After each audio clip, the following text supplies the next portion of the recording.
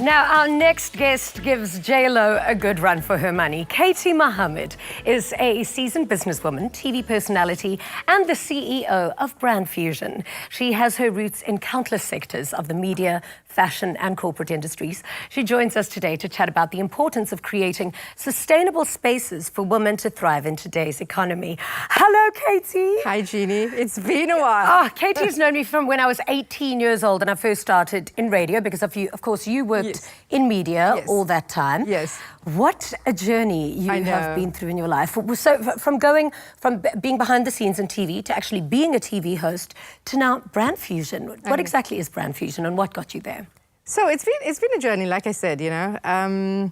I started in the media industry from a broadcasting background, of course.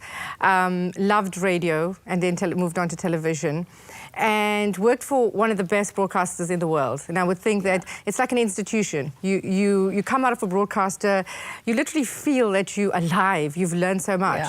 Yeah. And of course, we delivered an amazing 2010 from an SABC perspective, and I thought, where to next? And of course, at that time, it's what can I offer? To myself. And of course, the entrepreneurship bug, sometimes you always believe that entrepreneurship is in your DNA. Yeah. And that happened and created Brand Fusion, marketing and communications, had the most amazing projects that I've worked on over the years, including having a cooking show and doing all of the stuff that we love. Yeah. And I think the most important thing is just having passion in what you do. Yeah. And when you have passion, it actually comes out. Yeah, it does. So, yes. It is.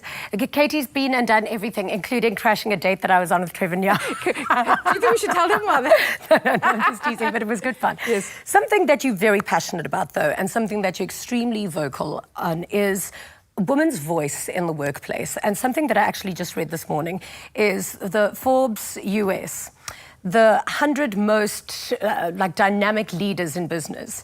There was one woman on that list out of 100. What is that kind of sector like in South Africa? Are women not getting ahead as quickly as what we should? Well, it's a global challenge. Yeah. So whether it's South Africa, whether it's the UK, it's a global challenge. And I think more importantly, what I personally believe that we are backward in South Africa is that as much as we come from an apartheid era, which was, of course, the brown people having a problem, now it's the women and the brown girls as well. So for me, I had to look at how do we accelerate this agenda of female equality driving a specific agenda. Yeah. And I look around and, we look at women in leadership. I went to the President's Summit last year and I looked around and the 200 women leaders that were there, we knew all of them. It was the same old, That's not good enough. It's just not where's good that enough. fresh young blood? So hence, W Suite, which is W for women and W is for we, is how do we come together and create the platforms for women that need the profile? Because, Jeannie, let's be honest, if you're not a TV personality or an influencer these days, people don't know you. No. But they're neuroscientists, they're CEOs that people need to know. But Katie, I want to ask you that because I think a lot of young girls rising up have got the Kardashian effect. They think that by being famous, by being an influencer, by getting the sweet cheeks out on your Insta, then that's going to make you famous. But that, unless you're one in a million, that's not going to give you a seat at the table that's going to make all the decisions in the world. What should these young girls be doing so that they can be in a little bit more influential positions? I always say your brand is your currency. Yeah. So these days, even if you have to go for an interview, people go onto your social media. So what you post on social media is the single most important thing. Yeah. So if you're on a journey, with yourself, you need to talk about relevant things. So you want people to take you seriously. So look, from a Kardashian point, it's like you say, 1 in a billion case. And yes, they've done well. It works for them. However, what works for us and what works for you as an individual is what makes you stand up. And I think people are getting tired of the normal influencers posting pictures and just, pretty pictures traveling and. Is what is the content that you're giving? What is the message that you want people to know about you? And I think that is the single most important thing about actually from a messaging perspective. And I think as a woman, I look back and I say, how do we, like you said, how do we find a seat at the table for other women? Yeah. Because most of us have the opportunity to have a seat at the table. Yeah. but we don't. We have this conversation about PhD, pull her down syndrome. Yeah. And I'm saying, like, enough's enough. Come, girls, there's enough for all of us.